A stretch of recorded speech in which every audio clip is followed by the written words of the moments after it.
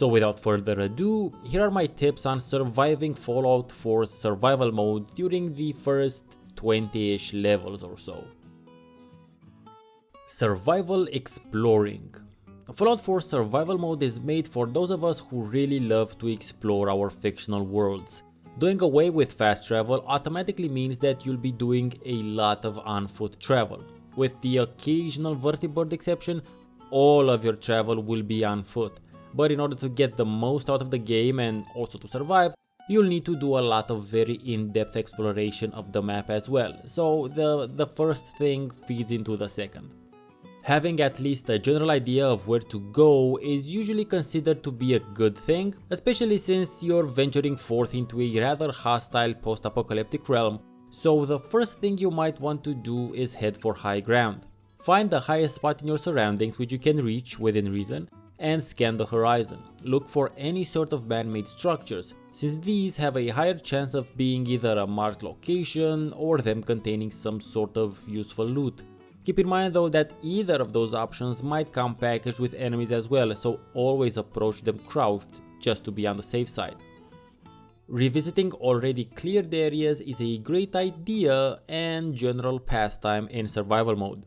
It's crazy how many things you can miss on a first sweep, and it's taken me playing the game in survival mode to realize this, especially when your main concern is fighting the raiders occupying the place.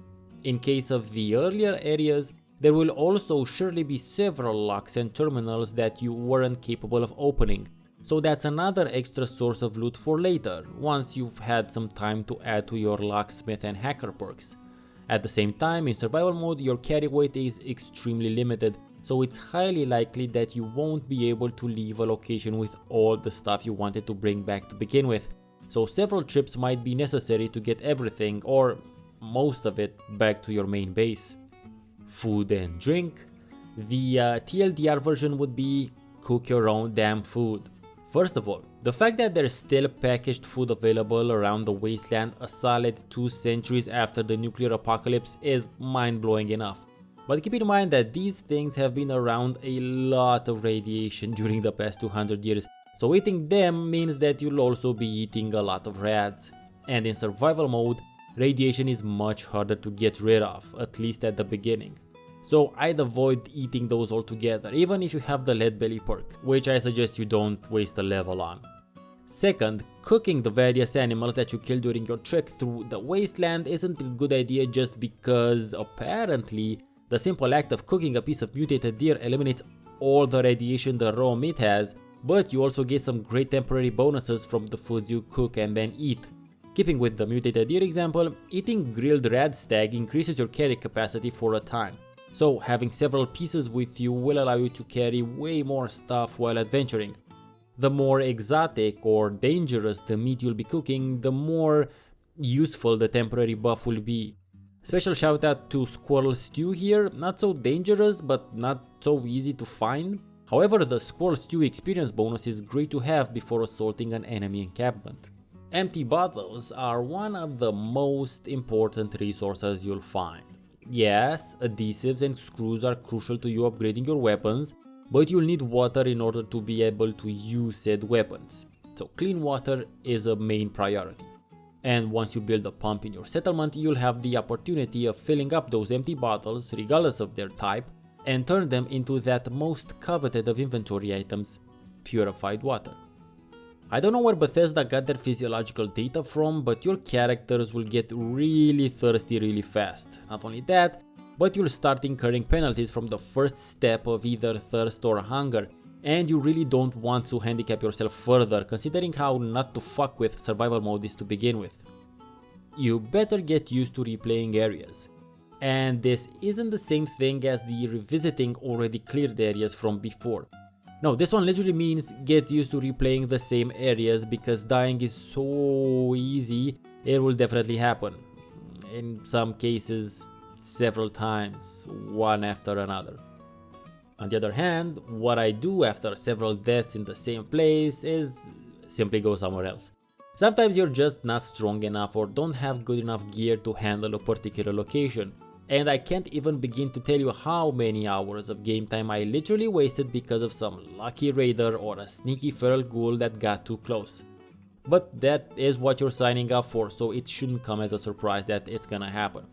Thankfully, there is no lack of places to go in the Commonwealth, so even if you've lost an hour's worth of exploration, you can just head into a different direction and let the rage of wasting that time pass.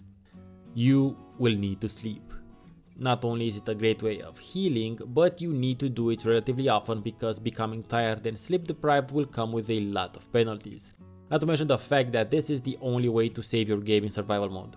So you need to build yourself a chain of sleeping locations. Always build yourself a bed once you've cleared the new settlement so that you can sleep there and save your progress. As you advance through the game, you'll start using this chain of beds to save your game closer to a particular location where you have a quest, because in case you die, you won't want to walk for fuck knows how many minutes again. At last count, it took me around 7 minutes to go from Sanctuary to Diamond City with no distractions on the way. That's quite a time investment, especially when you consider that usually there will be distractions, and usually those distractions might just kill you from time to time. Also, drink Nuka-Cola to delay needing to sleep. It's wonderful how caffeine hasn't become inert after 200 years and the bottles still somehow have fizz. If you have the Nuka-Cola DLC, building yourself a Nuka mixer in your settlement will allow you to make some super special Nuka drinks with some very interesting extra bonuses. So, these have been some of the major tips to keep in mind, but now here's a bunch of smaller ones. Have some booze on you for the +1 strength boost when in need for a bit of extra carry weight. This comes in handy especially when heading back to base from a freshly cleared location, allowing you to carry that many more desk fans with you. Stockpile antibiotics. In case you're playing a low intelligence character, you won't be gaining access to the chemist perk anytime soon, so stockpile any and all antibiotics you find. Infections will kill you much faster than radiation in survival mode. Trust me on this one. I love the fact that when using Radaway, it actually weakens your immune system, thus making you way more susceptible to getting infections. If you need to undergo some Radaway treatment, you'll have to wait for quite a bit for the penalties to disappear, but I use that time to revisit some already cleared locations and bring back all the loot I missed. Obviously, doctors can just wipe that shit clean, but you won't be getting to any doctors at the beginning of the game. On the other hand, you will be eating up rads.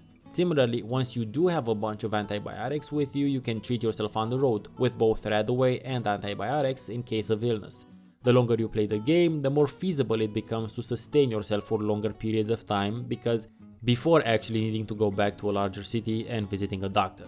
Although the length of time that you can spend adventuring will also depend on how much crap you and your companion can carry. That's about it for now, and I really hope all of these tips and tricks can help you before starting your first survival mode playthrough.